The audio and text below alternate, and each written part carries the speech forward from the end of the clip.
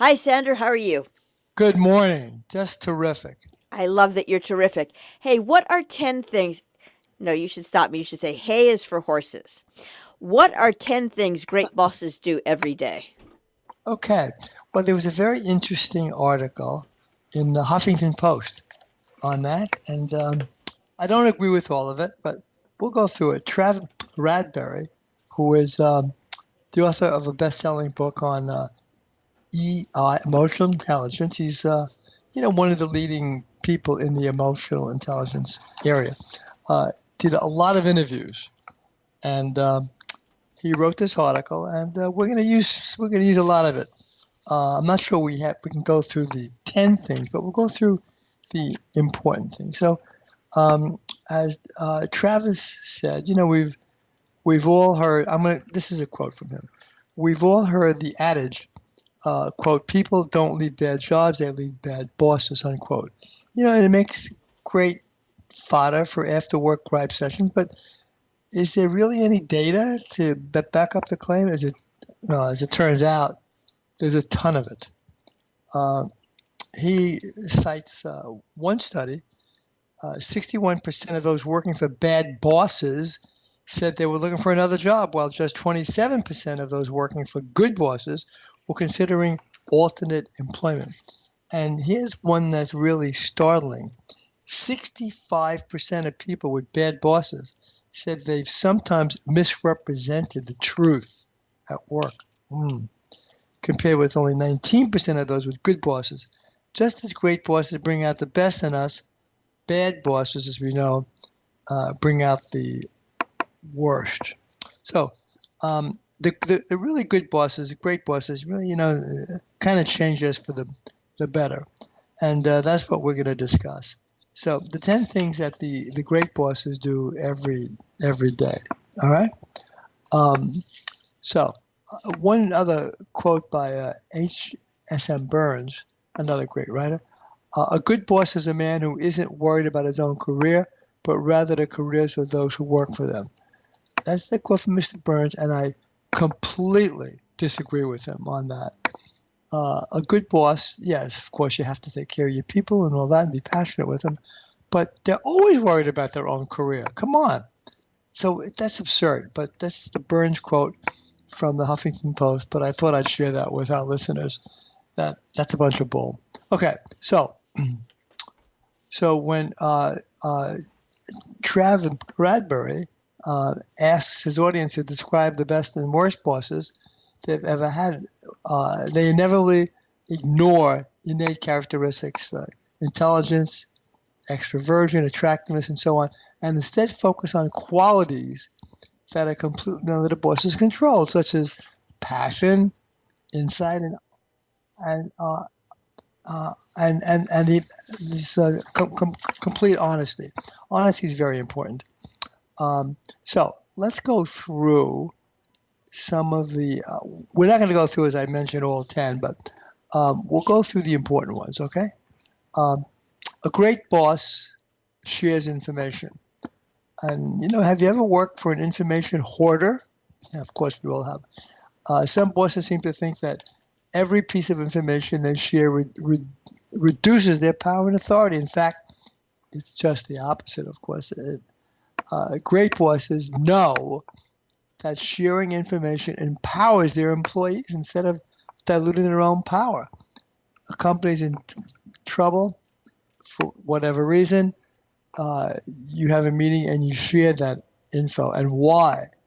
The company's having a terrific quarter. You don't hide that. You share it with you share that with your employees. So it's a major characteristic of what a great boss really does. Okay. 2, a great boss puts a lot of thought into hiring. Bad bosses think nothing of hiring a jerk with great credentials because they're only interested in how that person will perform. Great bosses, of course, think of the entire team.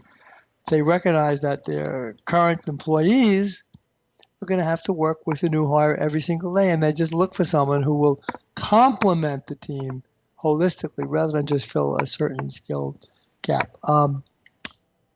That's very true about the bad bosses, right? About hiring a jerk.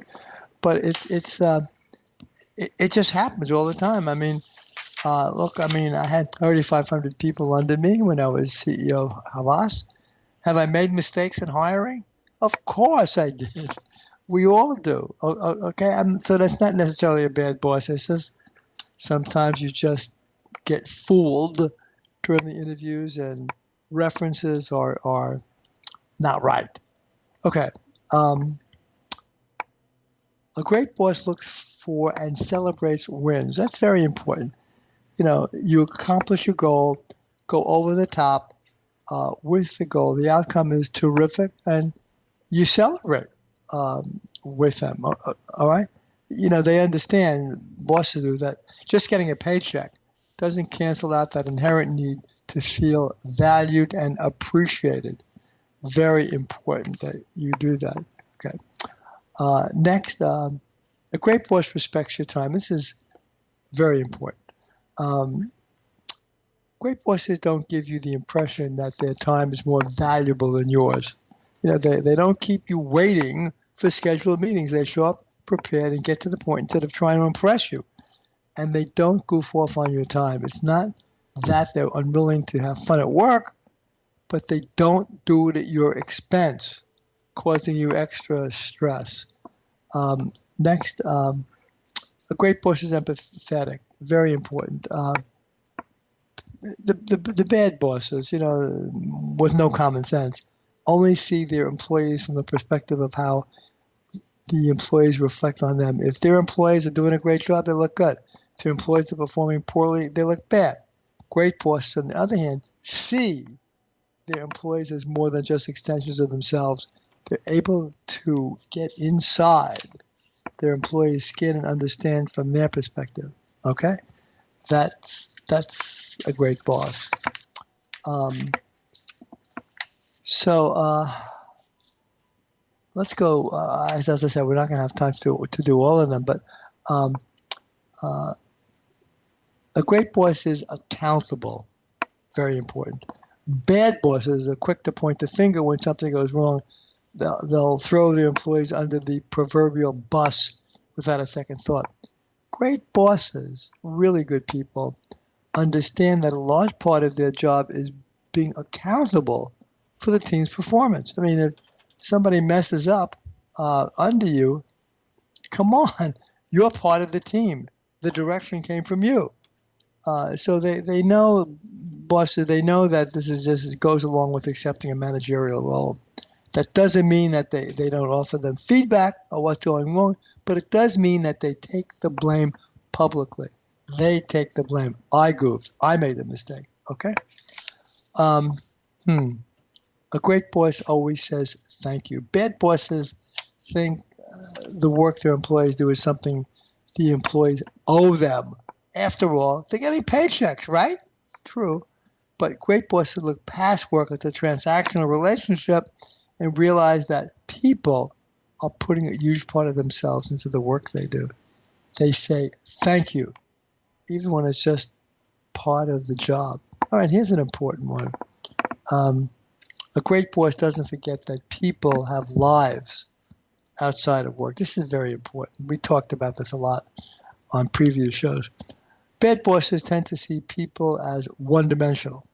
They show up, get the work done, and the boss doesn't have to worry about them again until the next day. Great bosses, on the other hand, never forget that work is just one facet of their employees' lives. They never forget that they have families, friends, hobbies, and other interests and obligations outside of work, and they don't infringe on their real lives by asking someone to work late, for example, without a good reason. And when they have a good reason, they acknowledge that they're asking for a sacrifice and express their gratitude accordingly. That's very important. They're empathetic, compassionate, and sympathetic, particularly to their A employees, their A plus people, right? Very important. Finally, a great boss creates leaders. Very important, very important. Have you ever noticed how sometimes all promotions come from one manager's teams? That's no accident. Great bosses pull the very best out of their people. They inspire, coach, and lean into people's strength. And when their employees are ready for new challenges, they gladly send them on their way. Jack Welch um, speaks about that a lot. Jack Welch, who is considered the greatest CEO, the former CEO of GE from the 1990s. And he admits openly that, he's made some mistakes in hiring. He thought he created leaders, people around them. Most of them, as we know, because GE went, down after he left. Most of them, of course, turned out not to be that good, but he liked them, and that's the important thing. But they weren't great leaders. So that's a little bit about. I didn't go through all of them, but that's the key thing about what great bosses do. Okay, they create leaders and be sure they are leaders. Okay, not just buddies or friends, true leaders, or else they can't get the big job. Okay, so that's about it, Jill, on what great bosses do. So, would you say that how many of the article, how many bits of the article did you disagree with? Like what percentage? Well, 35? the great boss creates leaders. Most great bosses are supposed to. Most of them don't know how Don't. to. They get carried away by their emotions. Hey, I really like this woman, and I'm going to give her. I'm going to give her the big job. I like her a lot. She's been very, very loyal to me, but has not been trained as a leader. Real leadership skills. So that's very important. And the other one, um, bosses forget that people have their lives outside of work, and you have to be empathetic to that. They have families, and sometimes some members of the families are not well, mentally or physically, and you have to emphasize with those people. They work their butt off at work, but they have a life, in between. You have to recognize that and be empathetic to them. Thank you very much, Sandra Flaum, Leader's You're Edge. welcome.